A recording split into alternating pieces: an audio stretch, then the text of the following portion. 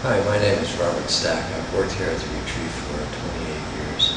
I have a bachelor's degree in counseling from UMass Amherst. I have a master's degree in counseling from Trinity College. Many years ago, when I first started working here, we used to have a family weekend where family members would come, and I was very active involved with that. One of the things that we've learned is that a lot of times when families would bring patients into the hospital, we would try and talk to them and share with them that alcoholism and mental illness was a family disease. But often the family members were so upset and so concerned with their loved ones that they didn't appreciate what we were saying or didn't understand quite what we meant. Because a lot of them felt like the only problem I'm having is the person who's using or the person who's sick. And so it became one of the things that we tried to do with family members was to get them to appreciate that they've been affected by their loved one's chronic illness.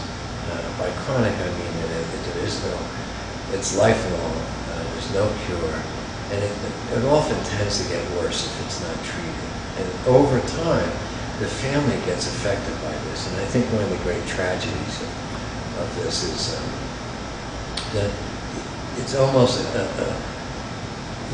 an illness of caring, in that the more that you care, the more that you worry, and the more that you want to help someone, the more at risk you are to be hurt yourself.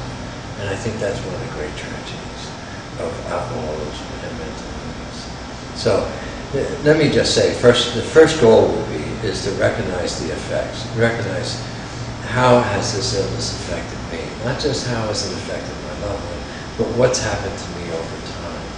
And I think in the beginning, people struggle with that, thinking, I'll be okay or it will be okay if they stop using. And one of the things that we know is that we cannot cure anyone. And so it's important for the family members to recognize that they can get better independent of their loved one's progress in treatment. And I think that's essential, because often what you'll see is the family members join with the patient, and both of them begin to circle downward, if you will, and they both begin to develop what someone might call a dysfunctional pattern. So let me just say that from a family member perspective, recognize how you've been changed by the illness. And then the second goal would be to try and take back control of your life. And if control is the wrong verb, just try and think about, it is not healthy for me to be held captive by someone else's illness. And I feel as if the quality of my life is dependent upon somebody else's behavior. And no matter how much you love somebody, at some point you'll resent that.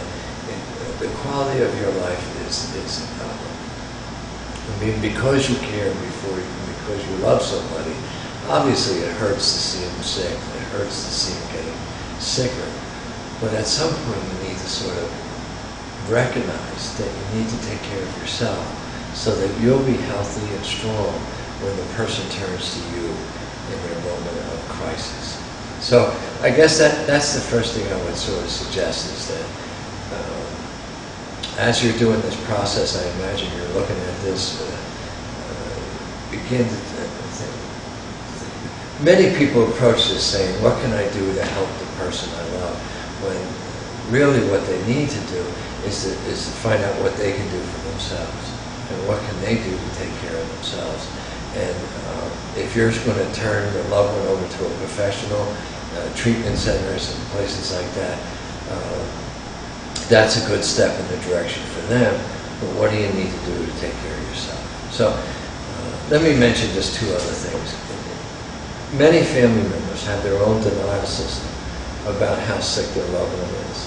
And it's a form of protection. It's a way to sort of protect yourself from acknowledging how sick someone is. And we tend to want to blame their friends or other reasons, because to accept that someone we love has mental illness or is suffering from addiction or alcoholism, it has such a stigma attached to it that we sort of avoid it. So I think, just like we talk about clients having denial, so do family members. And the denial is important because it's a defense mechanism. It sort of protects you from worry, from fear, it sounds like they have a problem that's fixable, that's doable.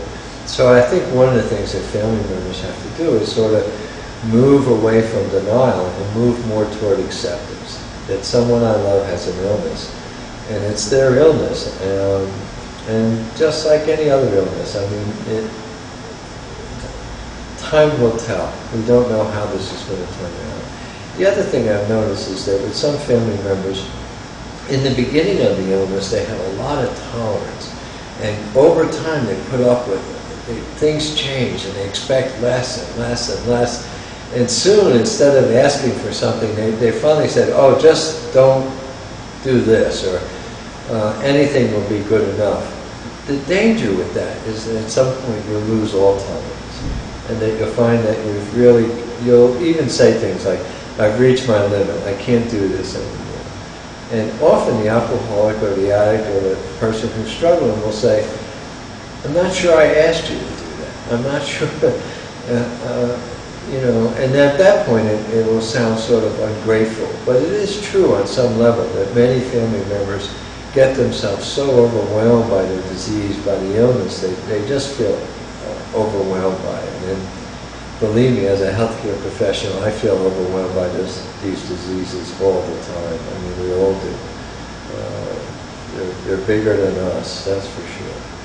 So I want to mention that sometimes there's this denial system that finally it breaks down and you realize that it's not just a bad habit, it's not just a momentary thing, that this is an illness, that we need help, we need some attention. And the other thing to be mindful of is, like I said, that loss of tolerance. And in the beginning there was so much patience and love and forgiveness.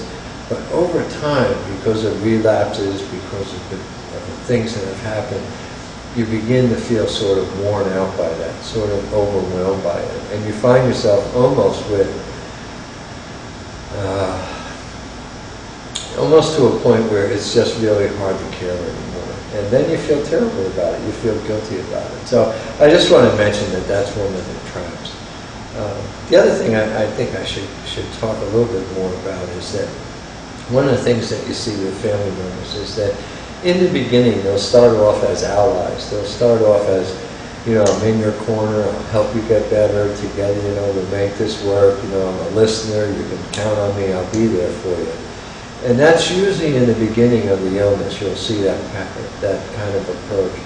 But over time, if the person begins to slip or relapse or get rehospitalized, or even begins to sort of let you down when they promise to change and they don't change, or you find out they've been hiding from you, or you're going to give them a second or third chance, what you'll see is the family members begin to sort of try to control, and they become more and more involved, and the term they use sometimes is enmeshed, and they begin to talk to the loved one almost like with therapist words, and they begin to check on them, they begin to sort of try and find out if they're drinking or using or where they're going. And there's a real shift in the relationship. And I think that it's not done out of meanness, and it's not done like, well, I want to control their lives. It's really done in the spirit of, I want to help them, and if I can only help them, they'll get better. And if I can just do a little bit more for them, we're just like one intervention away from getting well. And they become very invested in treatment, and they'll talk about their meds, or they'll talk about therapy, or they'll become a rewarder. You can have this if you do that, but if you don't do this, we're going to take that away. And it really changes the nature of the relationship. And I think that's probably human nature. I don't think there's anything necessarily wrong with it. But I think it really, for a lot of alcoholics and addicts and people who struggle with mental illness, I think it grates on them. I think they feel they're being treated as the sick one, or they're being treated as less than. And in some ways it corrupts the loving relationship that was there. And I think it's almost unavoidable on some level. And like I said, it's the price of caring. I think the saddest one, though, is the one I'm going to talk about now. And this doesn't always happen in all families or to everybody. But some family members will get to a point where they begin to feel victimized by the disease. They begin to feel as if the illness is happening to them. It's not something that the loved one has, it's something that is happening to them. And the sadness is that they begin to feel sort of hurt, that the person won't get better, especially around addiction, because addiction has an element of free will. In other words, it seems as if they do it on purpose. And you'll begin to get hurt and scared that they're going to keep doing it. And you're going to get angry that they don't seem to care, that they don't care as much as you care. And so those are really scary emotions when you're hurt and scared and angry. And sometimes you say things that are mean, and sometimes you don't like the way you're feeling. And it's very tiresome. It just wears people out to be scared and angry all the time. And they get to a point where their solution to the problem is to try and numb out their feelings and not feel anymore. So, and that's okay. I mean, that's all right to do that. But if you're numbing your feelings, you're probably not very happy, because you're probably trying not to feel anything. And then at that point, you feel that you're living with somebody and it's really difficult, and all you're trying to do is to not worry, is to not cry, is to not feel. And believe me, that takes its toll, and you're almost at risk to develop your own illness based on that. Yeah. I mean, I don't want to go that far, because that's a whole other issue. I don't want to make love pathology, and this is about love. But to be aware that it does affect you over time. And I think one of the things that happens is that at some point people will decide that the only way I can stop you from hurting me is to stop caring or stop loving you, or to avoid you, or to separate. And all this gets very complicated when there's children involved, because at that point you feel, I need to protect the children, or I need to protect your siblings. And you don't seem to be able to control it, but I don't know what else to do. And so again, you see that sometimes, and they sort of, occasionally when you're talking to family members, you can see all three. Like 1 minute you're talking to them and they're your ally, and they're loving, and they're caring, and supportive. And then you talk to them the next day and they're sort of, we're going to do this together, and we're going to go to therapy, and I'll make sure you take your meds, and I'll do what I can. And then later on, they get frightened and they get scared, and they say, I don't know if I can do this anymore. I don't know if we can do this anymore. I don't know if I can take anymore. And I can't let you do this to me anymore. And so, I talk about this, and I want to say that, it gets so confusing. For instance, when you're trying to help somebody and you do everything you can for them to get them better because you don't want to see them hurting, and then all of a sudden you hear, in the store or on TV or something that, well, what you're doing is enabling, and you're enabling the person to stay sick because you're taking care of them. I mean, that's a really harmful, spiteful thing. I mean, it just feels terrible. Here all this time you've been trying to be helpful, and then someone tells you that it's not been helpful. I mean, that just makes you feel terrible. And the idea, and I love my daughter, my stepchildren, and if they were hurting or in trouble, I would rescue them. I wouldn't want to see them hurt. I would do what I can to take care of them. But then we find out that if we do that all the time, that we're not being helpful to them. That by rescuing them, they're not getting to a point where they're willing to get better, and they're willing to do what's necessary to get better. But this is really hard stuff to figure out. There's no easy answer. There's no one answer. There's no, well, that's being helpful, and that's enabling, or that is sharing with somebody their recovery, and that is controlling their recovery. A lot of times we need to be able to talk to somebody else, like a professional, about this. Even talking to our loved ones sometimes doesn't work because we don't believe in them anymore. We've lost credibility. We don't know what to think when they talk to us. And so it's hard to know what to do. I'll tell you, as a healthcare professional, we sometimes, families just, they want to trust us, but they also,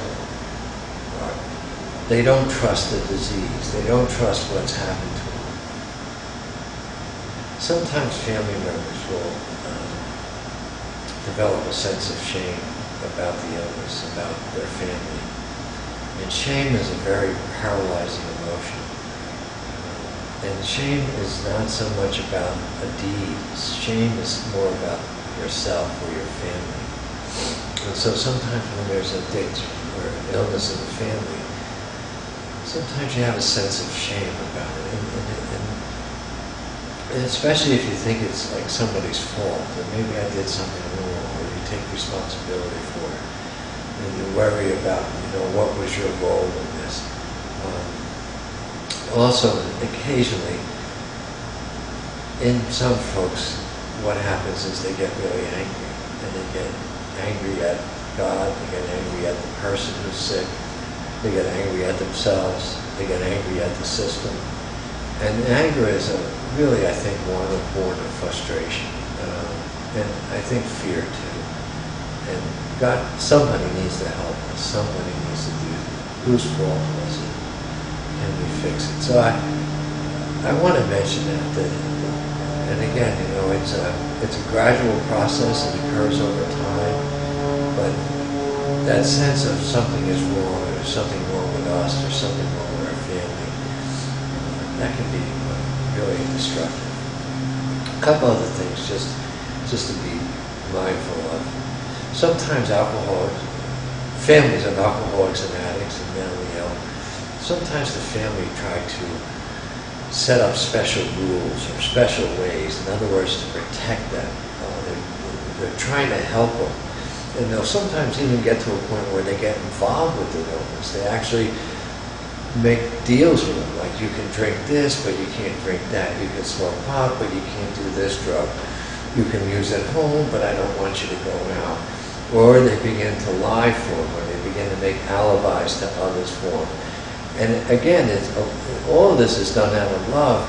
And they also will occasionally try to control the addict. They'll try to set up not only special rules, but actively get involved in the administration of the drugs, or the administration of, you can have the car, or you have to stay home. And again, it's so difficult for families to sometimes pull back and sort of say, I can't do this anymore, I have to let go. Because the fear is that if I let go, what will happen to them? What will happen to them? And I can't stand by and watch them. There used to be a film that we showed years ago. It was called If You Love Me. And it's the dilemma of the addict saying to the family member, if you love me, you'll protect me and help me. And the family member saying to the addict, if you love me, you would stop. And love becomes the sacrificial lamb. It is what the one thing that you would not want to lose becomes a victim of this illness. So I think it's really important, like if you know someone who's relapsed a number of times, a lot of times we blame the patient. We don't always think to ourselves that maybe their illness is more severe. Maybe they're not getting enough help. It's sometimes is a matter of gradual progress over time that I have seen people get better. And I don't always use abstinence as the only measure of success, because I have seen people get better even though they've had relapses, even though they've had rehospitalizations. But over time, the quality of their life has improved. Their relationships with family have improved. Their sense of self has improved. And the family's acceptance of it has improved. So I think one of my, as I mentioned earlier, how families are sometimes in denial. I think on some level, when you get to a point of acceptance, it isn't so much that you say, okay, I'll just let it happen. but it's more like it's an illness, and we have to treat it, and we don't know how this is going to turn out. Anyway, as you listen to this tape, I just want to offer you some comfort, some solace to think about that they have begun their journey of recovery, and so have you. When we talk about stages of change, sometimes there's an idea that there's this path that people go through where they don't know anything needs to change, and then they think about something needs to happen, and then they're ready to make something happen, and then finally they do something. What we find sometimes is that families are ready to do something before the clients are, and so they're often disappointed when treatment doesn't turn out the way they were hoping. A lot of times families don't recognize that perhaps their family members aren't ready to change. And that maybe when we ask them to live without drugs or alcohol, we don't appreciate what it's like for them to live without drugs and alcohol. All we know is that our lives would be better if they were clean and sober, which is probably true. And so would their lives in the long run. But I don't know if they're ready for it, and I don't know if they trust it. So I think sometimes families need to understand that we can help them in their journey of recovery, but there's a lot of things to consider, whether it's medication, or therapy, or 12-step programs, or extended treatment, or further treatment. All these things are on a continuum, and it's to be worked out. It's to happen, and so too with the family sometimes. That this moment of hospitalization sometimes can be a moment of reflection, a moment of reaching out for help for yourself, to find out more about it, to take a look and say, where have we gotten to? Where do we want to be? What would be our short-term goals? What would be our long-term goals? Perhaps to go to Al-Anon or Narconon, which are 12-step programs for family members. But again, like I said earlier, to identify the harm, maybe not the harm, to identify the effects of the illness on you. How has it changed your family?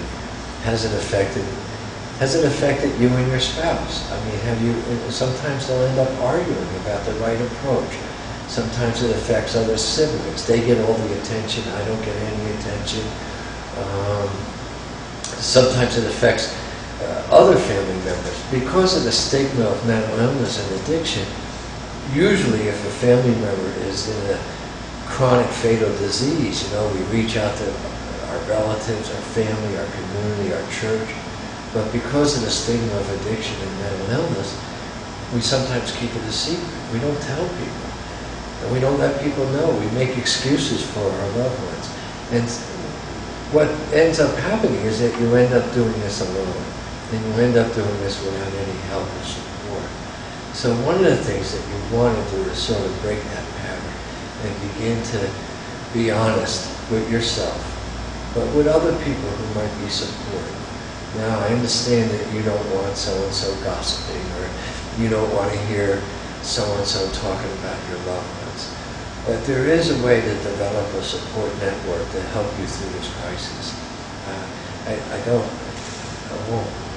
I won't assume to know what's the right thing for you to do, but I would encourage you not to be alone and not to do this alone, because even healthcare professionals can't do this alone. We need the support of each other. We need the support of the institution. We need the support of our aftercare providers, our primary care doctors, our therapists. And even then, there's no guarantee how this will turn out. And I think for some family members, the reason they're in denial is that, and I think it's okay, but I think sometimes you get to a point where you begin to worry that they're not going to get better. And then you begin to experience a certain grief, because you feel like you're losing your loved one, and you're losing your hopes and your dreams of how it might have turned out.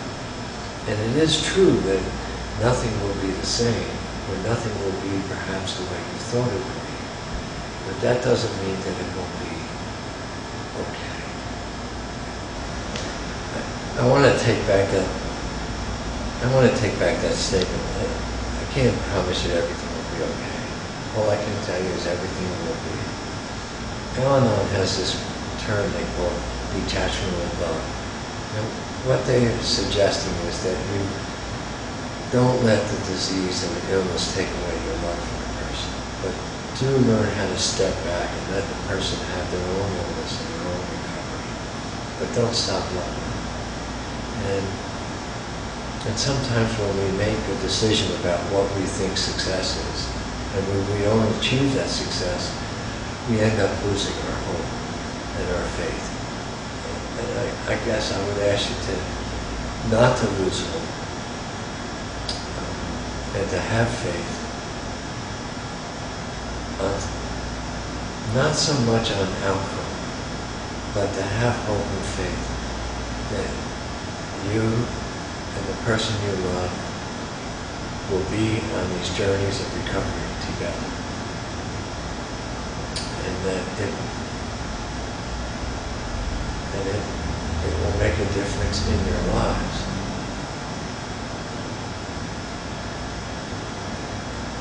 Whatever way you're hearing this tape, I hope it's helpful to you. And if you need more information, just reach out to the folks in your community, therapists, counselors, people at the retreat, church. Whatever you do, don't give up.